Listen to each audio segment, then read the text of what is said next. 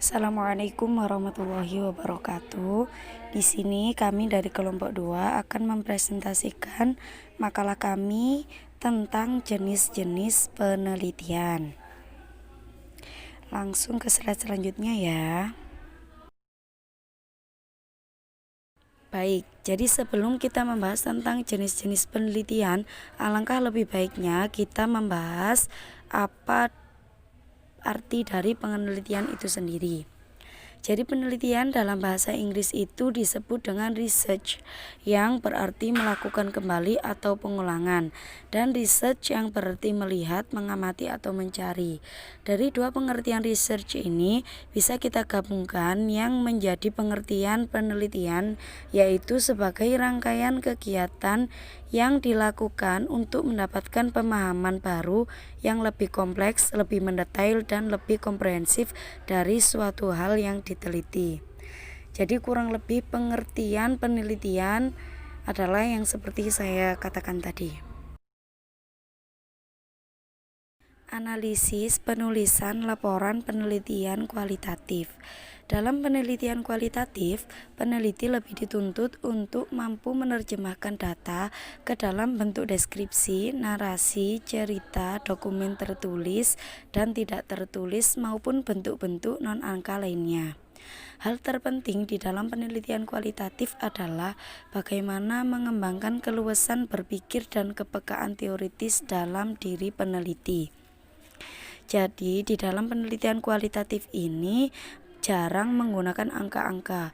Selalu peneliti itu dituntut untuk menerjemahkan data ke dalam bentuk deskripsi, narasi, cerita, dokumen tertulis dan tidak tertulis. Yang penting itu tidak berbentuk angka.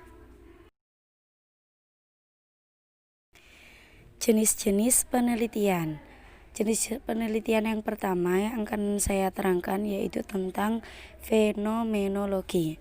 Jenis metode penelitian fenomenologi ini adalah penelitian yang mengkhususkan pada fenomena dan realitas yang tampak untuk mengkaji penjelasan di dalamnya. Penelitian fenomenologi ini dapat dimulai dengan memperhatikan dan menelaah fokus fenomena yang hendak diteliti yang melihat berbagai aspek subjektif dari perilaku objek. Kemudian peneliti melakukan penggalian data berupa bagaimana pemaknaan objek dalam memberikan arti terhadap fenomena terkait. Jenis penelitian yang selanjutnya yaitu etnografi. Etnografi ini adalah penelitian yang melihat kajian bahasa dalam perilaku sosial dan komunikasi masyarakat dan bagaimana bahasa tersebut diterapkan berdasarkan konsep budaya yang terkait. Metode penelitian etnografi ini memiliki tujuan untuk mengkaji bentuk dan fungsi bahasa yang tersedia dalam budaya serta digunakan untuk berkomunikasi individu di dalamnya, serta melihat bagaimana bentuk dan fungsi bahasa tersebut menjadi bagian dari kehidupan masyarakat. Jenis penelitian yang selanjutnya yaitu studi kasus.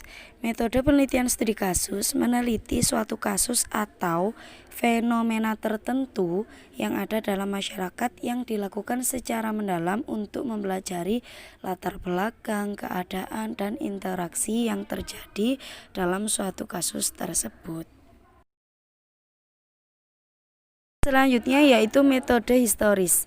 Metode historis ini merupakan penelitian yang memiliki fokus penelitian berupa peristiwa-peristiwa yang sudah berlalu dan melakukan rekonstruksi masa lalu dengan sumber data atau saksi sejarah yang masih ada hingga saat ini. Metode teori dasar.